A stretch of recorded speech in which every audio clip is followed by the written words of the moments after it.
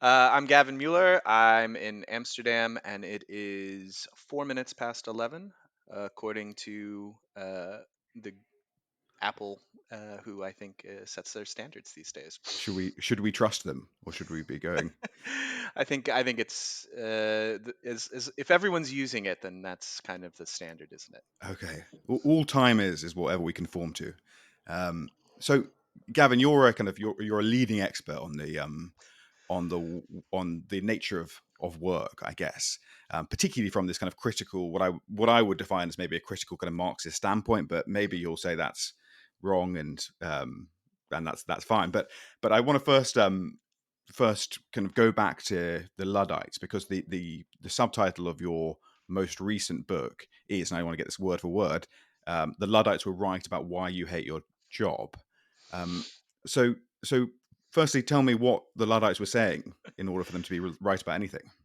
Well, the Luddites were they were people who worked in textile industry in the Midlands and of England mostly in the early 19th century. And they're sort of famous because they were these kind of skilled craftspeople, had sort of these vibrant communities, and a respected trade that they had a legal right to control. And in the sort of early decades of the Industrial Revolution, they were some of the first people to sort of feel the impact of new forms of mechanization and the rise of the factory system more generally as machines that would um, do a lot of the things that they would do with textiles, with weaving, with manufacture of stockings, became to be implemented in the industry. And so they weren't needed anymore.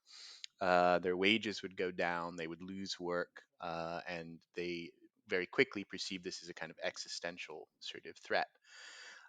So they mobilized. This is a time when unions, they were called combinations at the time, that was actually illegal, forbidden.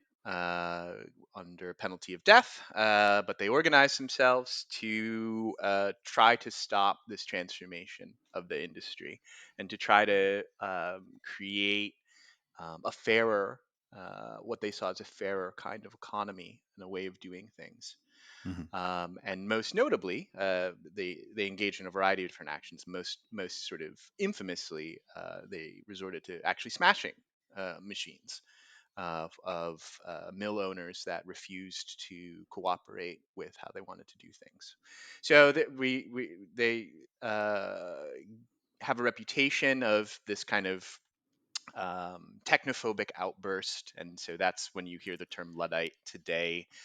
It's usually people who are describing some sort of refusal to use new technology or inability to understand it.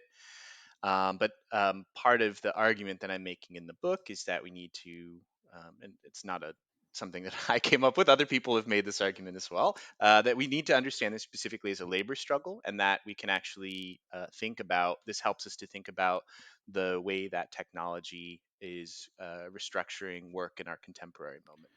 Okay. Well, before we go on to talk in a bit more detail about the kind of the labor implications, you're an American, if I may be so bold, Yes. and the Luddites are a sort of they're a sort of British thing, and obviously I've branded this podcast, and this may not be marketing 101. Um, I don't know. Do people? How much kind of cultural penetration does the Luddite movement have in the US? Is it just something that people say when they can't get an app to work on their phone, or is it like is it taught in schools? Is there a sense of the history? I mean, you're not going to get a. Yeah. Did I get much about the Luddites in my public school education? No. The answer is no. But they are sort of remembered in this kind of for this sort of technophobic stereotype. It's still a term that's used.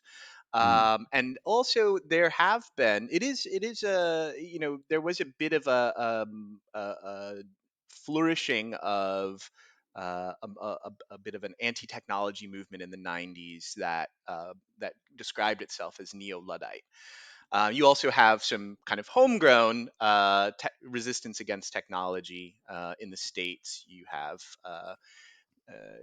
not that I endorse any of this, but you have sort of the Ted Kaczynski moving to his shack in the middle of the I'm woods, delighted we've uh, clarified the and non-endorsement of the Unabomber. yeah, and then there's a whole kind of anarcho-primitivist scene, sort of based mostly in the Pacific Northwest of the United States. But I mean, Right. we could trace kind of these sympathies, right? I think this is a we could trace the sympathies, back further, right? We have you know, Henry Thoreau, who's rejects the modern world, and lives in the woods, and this kind of romantic ideal still has a great pull over people. And I think that was one thing that I wanted to work through in the book, is that to me this critical perspective on technology, that people are not always so happy to embrace the newest things and to say yes, this is progress, this is the future. That there's a lot of ambivalence or even antipathy to that. I wanted to hold on to that as something that people who are interested in sort of larger, sort of radical change should take seriously. Not that we need to be romantics living in the woods, and certainly not that we need to be sending package bombs. I'm not none of that necessarily, but the idea that everyone, whether in the UK or in the US or in other places in the world, is like sort of uncritical, has an uncritical embrace of technological progress. I don't think Hmm. this is true, right? And in I was working through this in a moment where there was a real kind of search for, um, how can people who are interested in sort of larger systemic change, larger sort of and radical politics, um, build up a kind of appeal and understanding with sort of a larger base. This is something that you know started not started but became very interesting, around the Occupy movement and the sort of Hmm. wave after that. So that was kind of part of what I was thinking. I mean, there was also a lot of really kind of esoteric internal left debate about it, that was also sort of something that motivated me on this path. But yeah, I think are the Luddites well understood in the U.S.? I think only through this kind of more mythic reputation, but in some ways that was also kind of the genius of the Luddites, is they created. They didn't say we're the Yorkshire textile workers. They created this mythical figure. They created this kind of amorphous banner, and that sort of seemed to elevate the movement and give it a kind of strength, that in its own time as well as in its kind of historical legacy. Well, listeners will note that we're not communicating via smoke signals or whatnot. So the assumption, I guess, that always comes up is that the Luddites failed. I mean, it was a Mhm. movement that, like Canute, sort of asking the tides to regress at his command, like failed to stop the march of technologization, and kind of the Industrial Revolution. The Industrial Revolution is one of three topics, along with the Tudors and the Second World War, which is taught relentlessly at Mhm. British schools. So this is why all British people, I think, roughly know what the Luddites are. Um, the Luddites failed. Why did they fail, and sort of where does it leave us now? Yeah, I mean, I think it is fair to say that they failed, right? They not only did not uh, did not stop, prevent the implementation of mechanization in their industry. They were, as a movement, crushed militarily. They were also, as an industry, as a sort of community of skilled craft workers, they were completely devastated in a generation. Essentially, people were left destitute and scattered to the winds. So so yeah, why pick up? This is very un-American, in fact, right? Why don't we pick the winning side, right? Or what can we learn from this? I mean, to me, you know. The ultimate failure of something is not always the best way to assess what we can get from something like social movement, or something like any other kind of historical period. But can I Yeah, ask whether as a social movement did yeah. it have a sort of afterlife? Or was it that every generation had a sort of whether it's internalized Luddite tendency or whether it's someone who actually harks back to the Luddites and said, you know, maybe we should be doing this now because we've always had these problems with technology. Basically, every generation has. Did was it kind of kept alive the flame? In some ways, yes. I mean, you had in so a lot of Luddites were actually deported to Australia. And Australia actually has a history of fairly strong and militant labor movements. That some people argue, this is beyond my particular expertise, but some Hmm. people argue it has roots in the Luddites and other sort of political prisoners who were exiled there. They became a part of the culture there, of the politics there, and particularly the labor politics. I think you see, and part of the argument I make in the book is, even if there's not a sort of direct lines of influence, right? Like people saying, yes, oh, look at what the Luddites did, we'll do that, but better. You see, what I try to demonstrate in the book and argue in the book is that throughout the history of labor under capital, you see resistance to these kinds of technologies. And that's not necessarily because, like I said, it's not because they're like saying, oh, they're taking direct inspiration from a past social movement. It has to do with the continuation of exploitative Hmm. dynamics that technology is a part of, in a capitalist economy.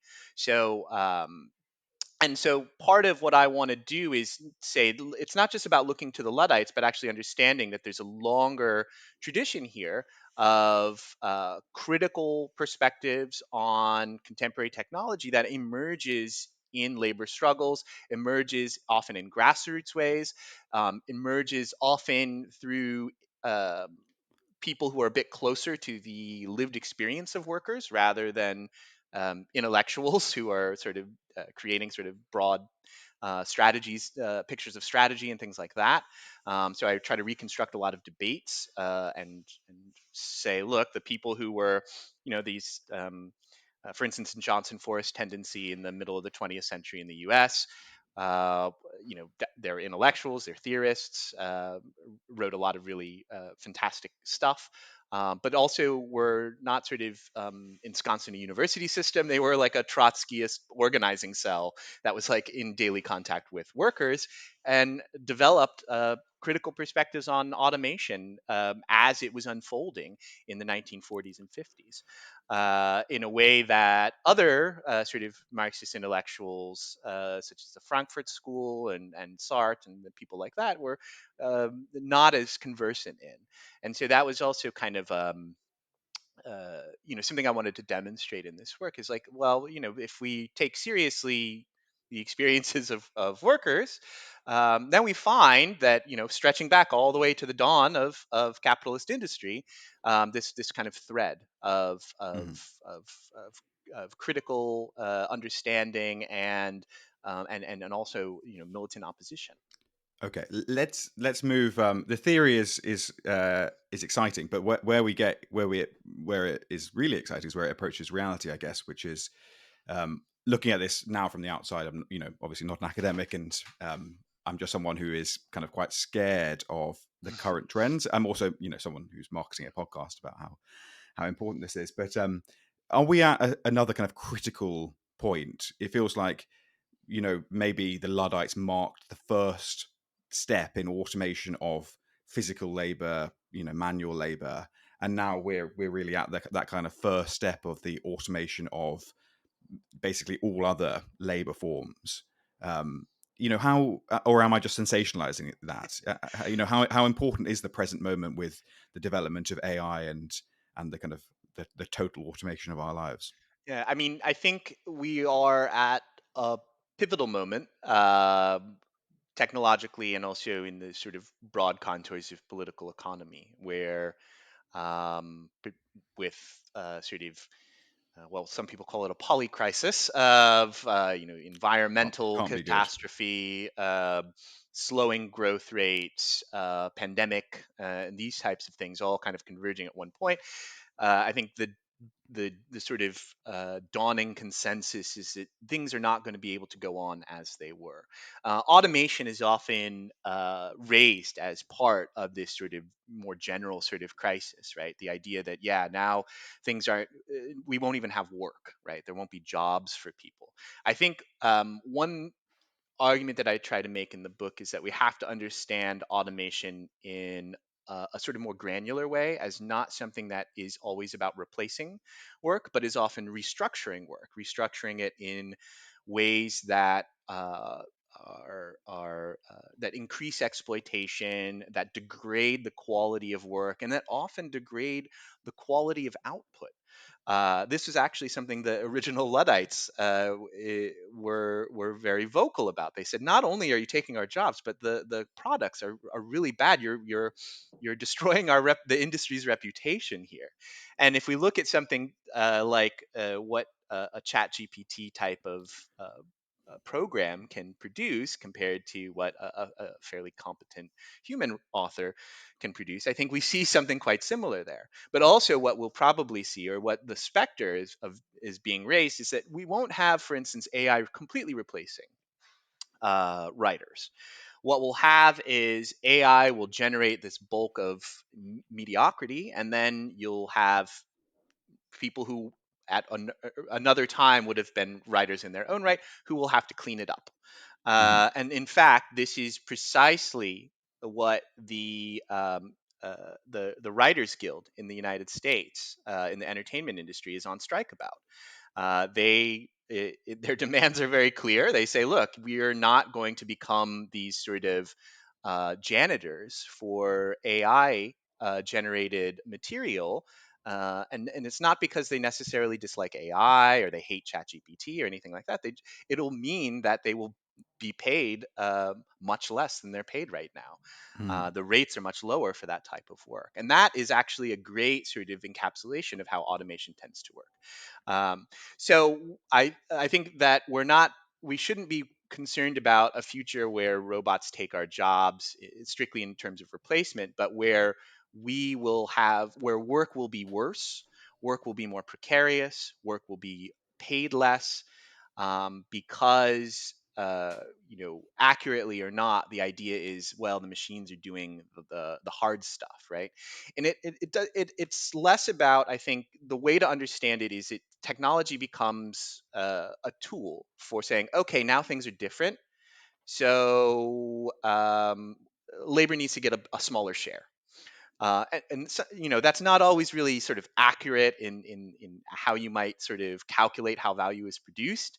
But that's precisely how we need to understand these new technologies, as having a kind of rhetoric of their own, and being used as a kind of wedge, by the people who are owning it, who are deploying it, right, um, to further erode what we have.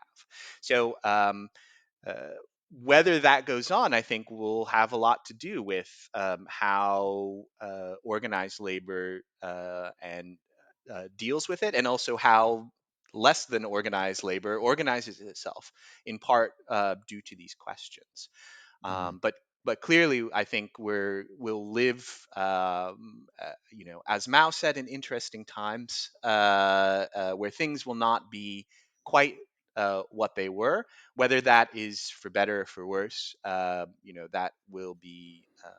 I think that's harder to predict.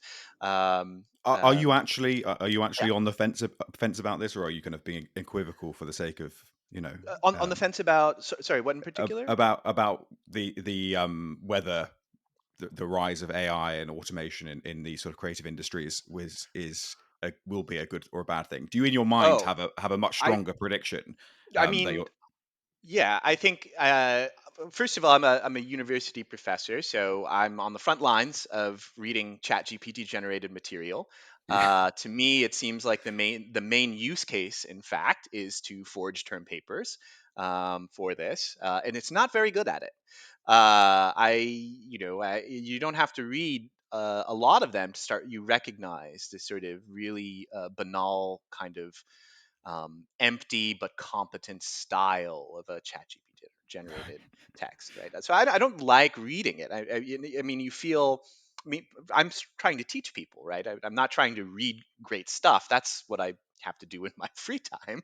How I pay the rent is I read, young people who are the ideas they're learning how to do it. So it's objectionable to me because it's really upsets that entire process. Hmm. I tell students, like, I'm not interested in reading a perfect paper. I'm interested in improving your ability to think and construct an argument and do research. Um, so, well, will I mean, I think I'm eager often to point out the ways that these programs fail to measure up to the hype.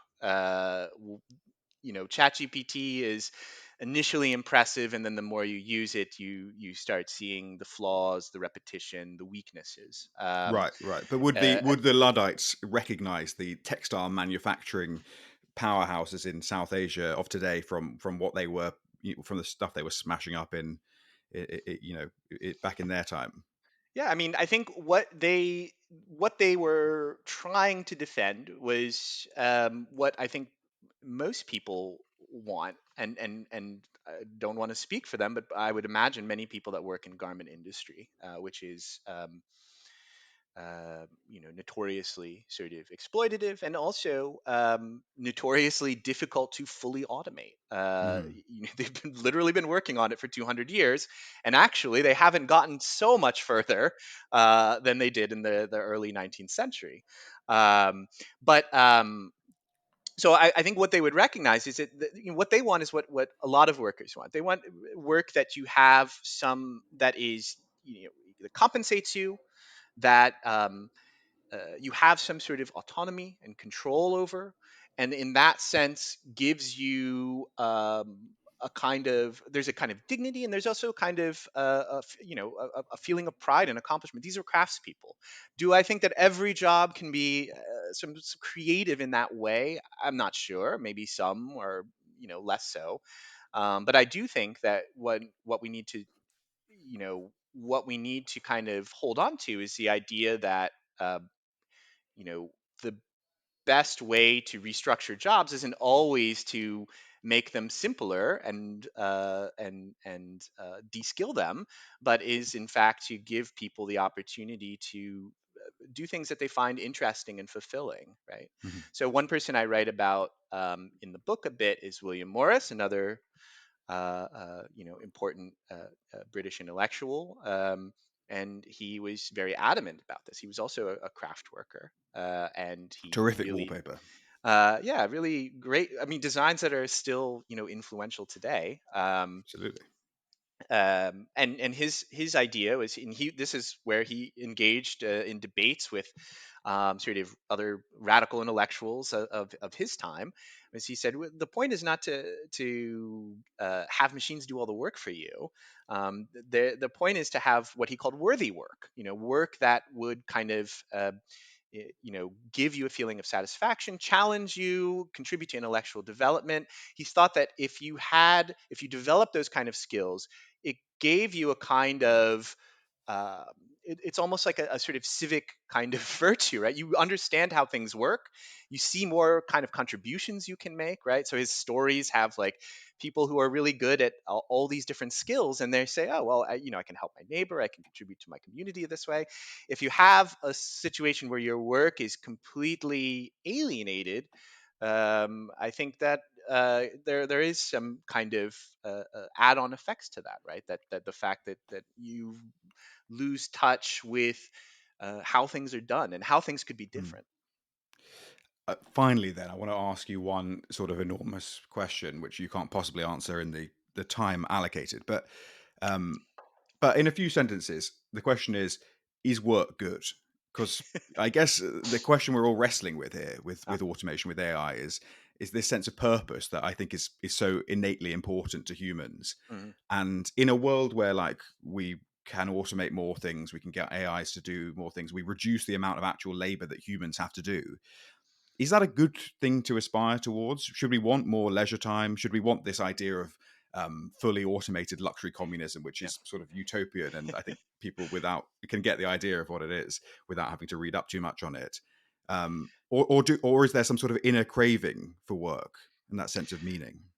I would want to say there's an inner craving, but I think that people are very productive. We keep ourselves busy, right? I think what I want to be clear. I think that most people should work less. I think that has historically been a demand of the labor movement that has been tabled for a long time. I think most people at their jobs feel like they don't need to be there all the time, or what they do is pointless. I think that there's been some very interesting research also in the UK, by a particular think tank that's doing a lot of research on, if you do a 32-hour or 30-hour work week. There's some research in Scandinavia on this as well. uh, People are actually exactly the same level of productivity that they are at 40 hours, right? So I think that there is definitely an argument to be made that we should work less and have more leisure. I don't think that that situation will come about because technology will make it so we don't have anything else to do. Mhm. If what will make world with more leisure and less work will be, politics, and making those demands and making them successfully. um, I mean, because the thing we have to understand about a capitalist economy is eh, everyone has to work. That's the sort of modus operandi of it. So if an industry goes away, it's not that work goes away; it's more work will be found. Right. So we had this massive economic crisis not too long ago. Growth rates, plummeted. Businesses went out of business, and what did people do? Well, they didn't end up with more leisure, right? They ended up working in the gig economy, right, doing these jobs that we didn't have before. And I think we could question the value of people spending all their time delivering a lukewarm McDonald's order to people. Is that the best use, right?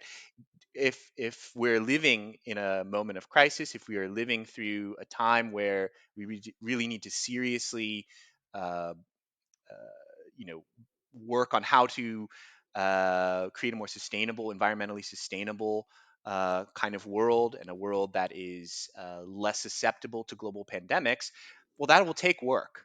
But that's not the work. That's not the work that's valued. The economy right now does not channel productive activity in those directions necessarily. It channels them into other things like being an influencer, or these other kinds Making a of podcast. activities.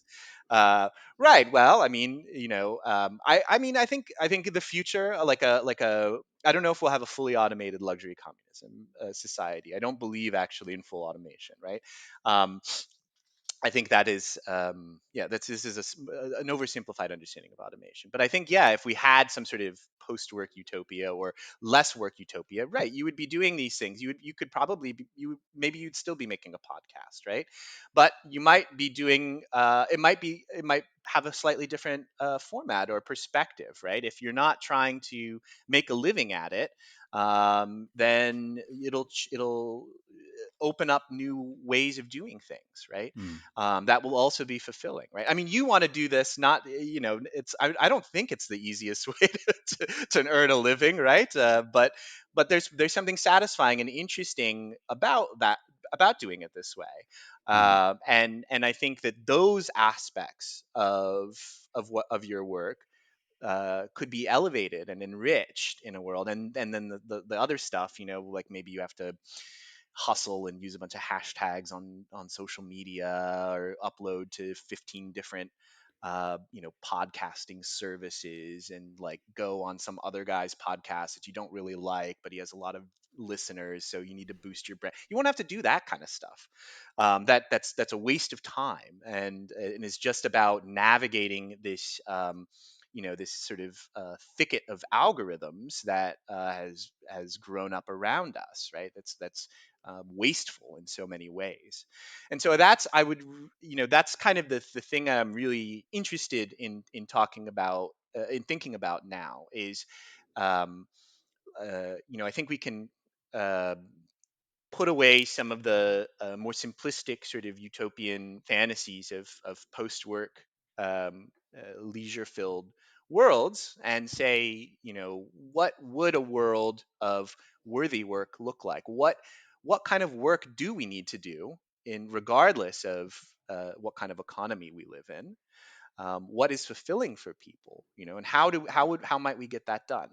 And I think that's a really interesting set of discussions to have. And the other very important discussion is, well, coming up with the most beautiful utopia is no guarantee that it's going to happen. So then the question becomes, if this is, broadly speaking, we can work out the details as we go, a kind of world we want to have, of, say, less work and more fulfilling types of tasks and different ways of interacting with one another. If that is the world that we want to have, then okay, what do we have to do to make it happen?